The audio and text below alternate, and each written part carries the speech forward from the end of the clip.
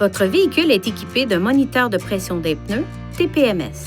Le témoin d'avertissement de basse pression des pneus s'allume et ce message d'avertissement s'affiche sur le centre d'information du véhicule si la pression d'un ou de plusieurs pneus est basse et qu'ils doivent être gonflés. Gonflez le ou les pneus concernés à la pression à froid recommandée sur l'étiquette des renseignements sur les pneus et le chargement.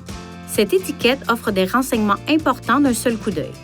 Elle indique les dimensions et pressions appropriées des pneus, ainsi que le nombre maximal d'occupants et la capacité de charge maximale pour votre véhicule. Veuillez consulter votre manuel du conducteur pour savoir où se trouve l'étiquette des renseignements sur les pneus et le chargement sur votre véhicule. Les pneus sont considérés comme froids lorsque le véhicule a été stationné pendant au moins 3 heures ou qu'il a été conduit moins de 1,6 km à une vitesse modérée. Vous pouvez vérifier la pression des 4 pneus sur l'écran d'information du véhicule. Utilisez ces commandes pour naviguer dans le centre d'information du véhicule jusqu'à ce que cet écran apparaisse. L'ordre des valeurs de pression des pneus correspond à l'ordre réel de la position des pneus.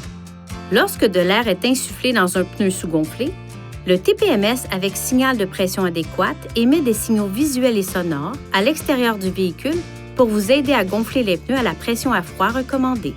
Pour utiliser ce système, vérifiez que le véhicule est stationné dans un lieu sûr et sur une surface plane et que le frein de stationnement est serré.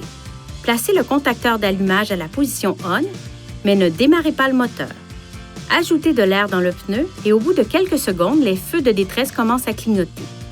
Si les témoins des feux de détresse ne clignotent pas dans un délai d'environ 15 secondes après le début du gonflage du pneu, le signal de pression adéquate ne fonctionne pas. Une fois la bonne pression des pneus atteinte, le klaxon retentit une fois et les feux de détresse cessent de clignoter. Si le pneu est surgonflé de plus de 4 livres par pouce carré, le klaxon retentit de nouveau et les feux de détresse clignotent 3 fois. Pour corriger la pression, appuyez brièvement sur l'obus de la valve du pneu pour libérer l'excès de pression. Lorsque la pression atteint la pression spécifiée, le klaxon retentit une fois. Une fois la pression des pneus ajustée, conduisez le véhicule à une vitesse supérieure à 25 km/h. L'avertissement et le témoin disparaissent alors.